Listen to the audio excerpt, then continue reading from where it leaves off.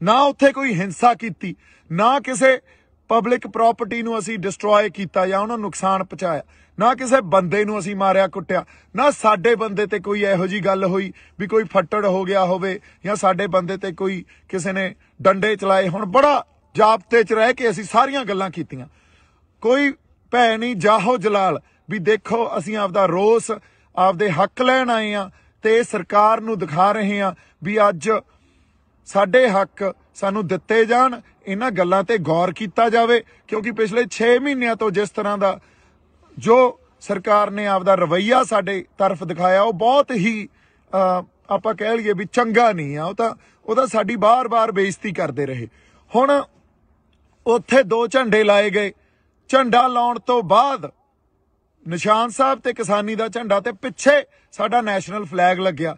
ये जिहड़ी एक जिहड़ी डाइवर्सिटी आ, जिन्हों असीं डाइवर्सिटी कहने आ, इहनूं सानू समझना चाहिदा। एक पासे साडा नैशनल फ्लैग आ, दूजे पासे निशान साहब आ, तीजे पासे साडा जिहड़ा किसानी दा झंडा, ते इन्हां तिन्नां झंडियां दे अधीन निशान साहब दी अगवाही च ते साडा नैशनल फ्लैग, उदों बाद किसानी दा झंडा, इन्हां तिन्नां दी अगवाही च ये जिहड़ा किसानी संघर्ष लड़िया जा रहा। कोई उत्थे तुसीं देखो मैदान च भी लाल किले दे कोई उत्थे निशान साहब चक्की फिरदा, कोई उत्थे आपदा किसानी वाला झंडा चक्की फिरदा, कोई उत्थे तिरंगा चक्की फिरदा।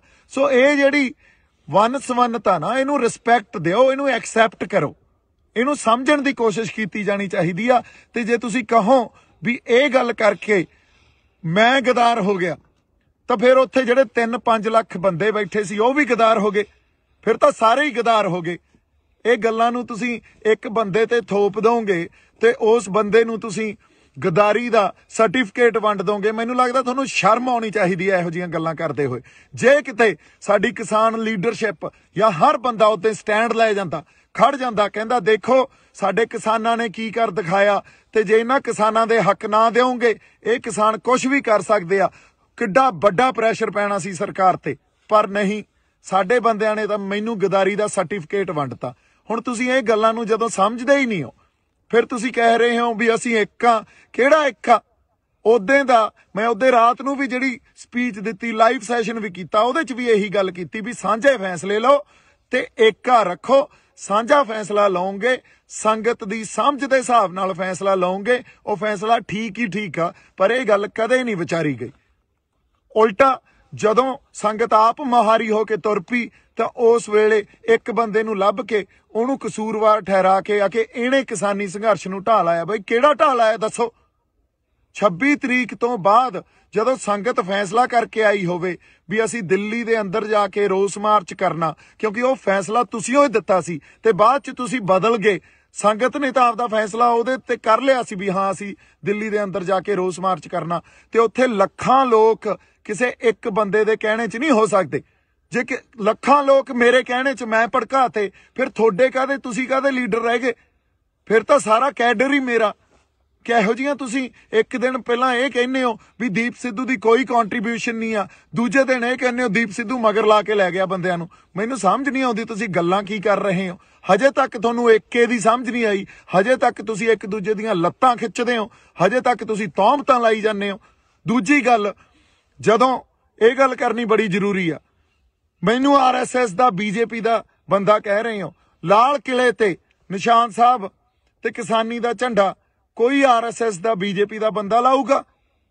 इनू सोच के तां देखो, कोई तां इहदे पिछे लॉजिक होवे। अच्छा अगली गल, कोई कांग्रेस दा बंदा लाऊगा? कोई वो बंदा लाऊगा जिहने कल नूं चोणां लड़नियां? नहीं, उत्थे कोई सच्चा ते सुच्चा बंदा ही लाऊगा। ते जिन्नियां रूहां उत्थे सीगियां वो सच्चियां सुच्चियां सी।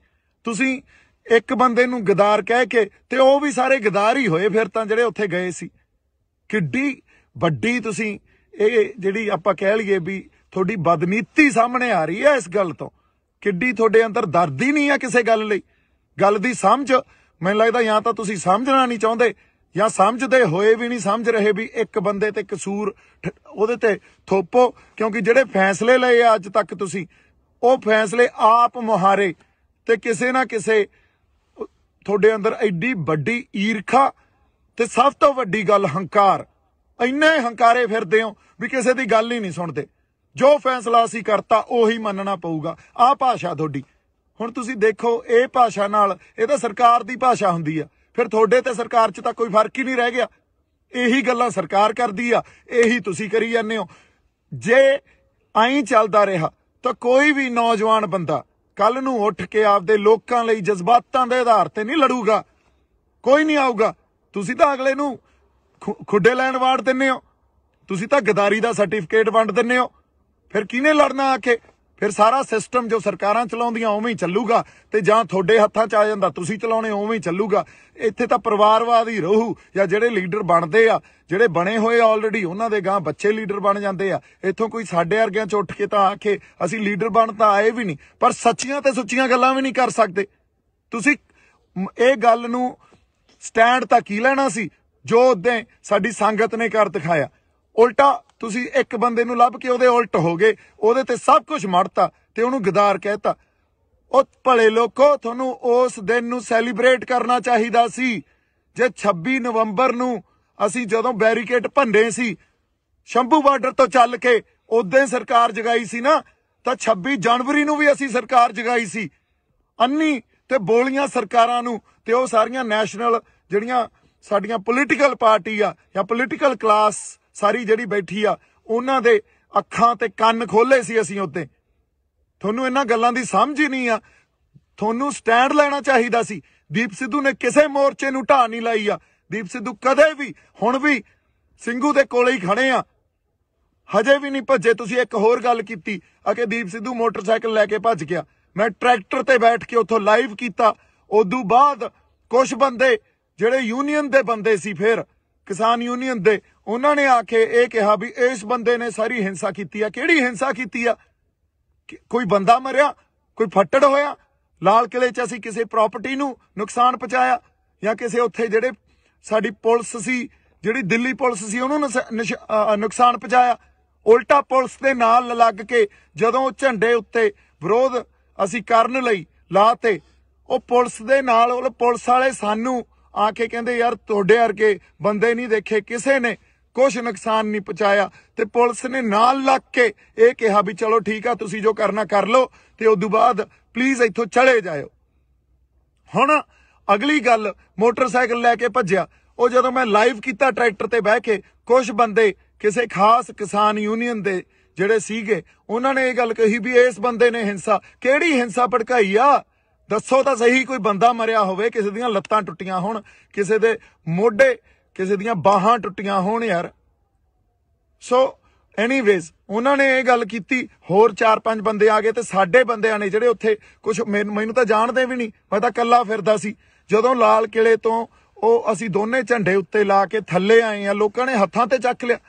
ਲੋਕਾਂ ਨੇ ਕਿਹਾ ਬਾਈ ਟਰੈਕਟਰ ਤੇ ਖੜਾ ਹੋ ਕੇ ਬੋਲ ਕੁਛ। ਉੱਥੋਂ ਵੀ ਟਰੈਕਟਰ ਤੇ ਖੜੇ ਹੋ ਕੇ ਮੈਂ ਇਹੀ ਗੱਲ ਕੀਤੀ ਵੀ ਸਾਡੇ ਆਗੂਆਂ ਨੂੰ, ਸਤਿਕਾਰਯੋਗ ਆਗੂਆਂ ਨੂੰ ਬੇਨਤੀ ਆ ਵੀ ਆ ਕੇ ਕੋਈ ਪ੍ਰੋਗਰਾਮ ਦੇਣ। ਜੇ ਇੱਥੇ ਬਹਿਣਾ ਕਿ ਵਾਪਸ ਜਾਣਾ ਸਾਨੂੰ ਦੱਸਣ। ਤੇ ਉਦੋਂ ਬਾਅਦ ਕਿਸੇ ਨੇ ਕੋਈ ਕੰਟੈਕਟ ਨਹੀਂ ਕੀਤਾ। ਬਾਈ ਜੀ ਜਿਹੜੇ RSS ਦੇ ਏਜੰਟ ਸੀ ਨਾ, ਉਹ ਤਾਂ ਬਾਹਰ ਸੀ, ਫਿਰ ਅੰਦਰ ਉੱਥੇ ਕੋਈ RSS ਦਾ ਏਜੰਟ ਨਹੀਂ ਸੀ। ਅੰਦਰ ਤਾਂ ਉਹ ਬੰਦਾ ਸੀ ਜੋ ਸੱਚੀ ਤੇ ਸੁੱਚੀ ਆਪਦੇ ਅੰਦਰ ਨੇਕ ਆਤਮਾ ਲੈ ਕੇ ਜਜ਼ਬਾਤਾਂ ਦੇ ਆਧਾਰ ਤੇ ਤੁਹਾਡੇ ਨਾਲ ਖੜਾ ਸੀ। ਉਹ ਤਾਂ ਸਾਰੇ ਏਜੰਟ ਤਾਂ ਬਾਹਰ ਸੀ, ਉੱਥੇ ਕੋਈ ਨਹੀਂ ਵੜਿਆ। ਉੱਥੇ ਤਾਂ ਸੰਗਤ ਗਈ ਆ। ਸੰਗਤ 'ਚ ਗੁਰੂ ਦਾ ਵਾਸ ਆ। ਜੇ ਗੁਰੂ 20 ਵਿਸਵੇ ਆ ਤਾਂ ਸੰਗਤ 21 ਵਿਸਵੇ ਆ। ਸੰਗਤ ਦੇ ਫੈਸਲਿਆਂ ਨੂੰ ਪਛਾਣੋ, ਸੰਗਤ ਦੇ ਫੈਸਲਿਆਂ ਨੂੰ ਤੁਸੀਂ ਦੇਖੋ, ਮਹਿਸੂਸ ਕਰੋ। ਹਜੇ ਵੀ ਟਾਈਮ ਆ ਤੁਹਾਡੇ ਕੋਲੇ। ਫਿਰ ਅਗਲੀ ਗੱਲ, ਜਦੋਂ ਮੇਰੇ ਤੇ ਉਹਨਾਂ ਨੇ ਆ ਕੇ ਇਹ ਕਿਹਾ ਵੀ ਉਹ ਤੂੰ ਹਿੰਸਾ ਪੜਾਈ ਆ, ਤੂੰ ਭੜਕਾਈ ਆ, ਹੁਣ ਮੈਂ ਉੱਥੇ ਆਪਦੇ ਬੰਦਿਆਂ ਨਾਲ ਲੜਦਾ। ਲੜਨ ਵਾਸਤੇ ਫੇਰ ਗੱਲ ਕੀ ਹੋਣੀ ਸੀ? ਦੇਖੋ ਦੀਪ ਸਿੱਧੂ ਦਾ ਕਿਰਦਾਰ, ਇਹ ਤਾਂ ਐਂ ਹੈ, ਇਹ ਤਾਂ ਲੜੀ ਜਾਂਦਾ ਬੰਦਿਆਂ ਨਾਲ, ਇਹ ਗਾਲਾਂ ਕੱਢੀ ਜਾਂਦਾ। ਉੱਥੋਂ ਜਿਹੜੇ ਕੁਝ ਸੁਹਿਰਦ ਬੰਦੇ ਸੀ, ਮੈਨੂੰ ਤਾਂ ਵਿਚਾਰੇ ਜਾਣਦੇ ਵੀ ਨਹੀਂ ਸੀ, ਉਹਨਾਂ ਨੇ ਕਿਹਾ ਬਾਈ ਤੂੰ ਨਿਕਲ, ਬਾਈ ਤੂੰ ਨਿਕਲ। ਉਹ ਮੈਨੂੰ ਲੈ ਗਏ। ਉਦੋਂ ਬਾਅਦ ਅਸੀਂ ਵਾਕਿਆ ਹੀ ਉਹ ਸਿਚੁਏਸ਼ਨ ਅਵੋਇਡ ਕੀਤੀ। ਕੁੱਟਣ ਨੂੰ ਉੱਥੇ 20 ਬੰਦਿਆਂ ਨੂੰ ਕੁੱਟ ਲੈਂਦੇ, ਲੜ ਪੈਂਦੇ ਆਪਸ 'ਚ। ਇਹ ਕਰਨ ਥੋੜੀ ਆਏ ਆ ਇੱਥੇ। ਫਿਰ ਉਹਨਾਂ ਨੇ ਕੀ ਕਹਿਣਾ ਸੀ? ਦੀਪ ਸਿੱਧੂ ਕੁੱਟਿਆ ਗਿਆ। ਕਿਉਂਕਿ ਤੁਹਾਨੂੰ ਤਾਂ ਇੱਕ ਖਬਰ ਚਾਹੀਦੀ ਆ, ਉਹ ਖਬਰ ਨੂੰ ਤੁਸੀਂ ਵਾਰ-ਵਾਰ ਦੇਖੋਗੇ, ਵਾਰ-ਵਾਰ ਦੇਖੋਗੇ। ਇਹ ਤਾਂ ਸਾਡੀ ਮਾਨਸਿਕਤਾ ਰਹਿ ਗਈ ਯਾਰ। ਕਿੱਥੇ ਬੈਠੇ ਆ ਅਸੀਂ ਆਪਦੀ ਹੋਂਦ ਦੀ ਲੜਾਈ ਲੜ ਰਹੇ ਆ। ਹੋਂਦ ਦੀ ਲੜਾਈ 'ਚ ਤੁਸੀਂ ਇੱਕ ਮੋਟਰਸਾਈਕਲ ਦੀ ਵੀਡੀਓ ਜਿਹਦਾ ਕੋਈ ਸੱਚ ਤੁਹਾਨੂੰ ਪਤਾ ਨਹੀਂ, ਤੁਸੀਂ ਉਹ ਦੇਖ ਦੇਖ ਕੇ ਘਸਾਤੀ। ਐਡੀ ਮਾਨਸਿਕਤਾ ਤੁਹਾਡੀ ਯਾਰ ਗੰਦੀ।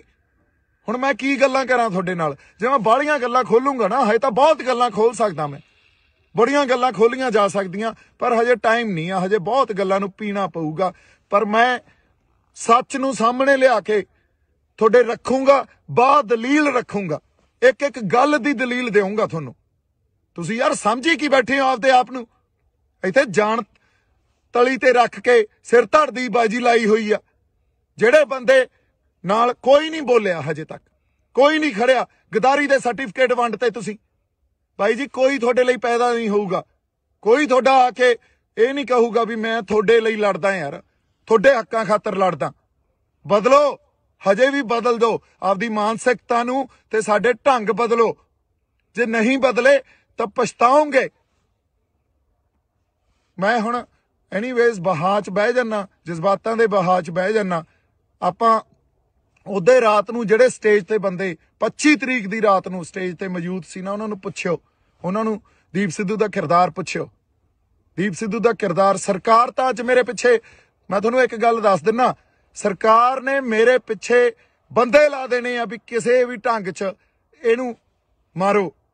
ਮੈਂ ਫੇਰ ਖੜਾ। ਤੁਸੀਂ ਗਦਾਰ ਦਾ ਸਰਟੀਫਿਕੇਟ ਦੇਈ ਜਾਂਦੇ ਹੋ, ਮੈਂ ਫੇਰ ਖੜਾ। ਔਰ ਬਹੁਤ ਕੁਝ ਪੀ ਬੈਠਾ ਹਜੇ ਅੰਦਰ।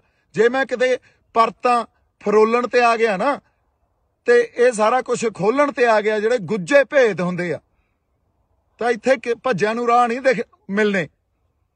ਹੁਣ ਇੱਕ ਹੋਰ ਗੱਲ, ਇਹ ਗੱਲ ਮੈਂ ਡਾਇਲੌਗ 'ਚ ਨਹੀਂ ਬੋਲੀ ਸੀ, ਇਹ ਗੱਲ ਯਾਦ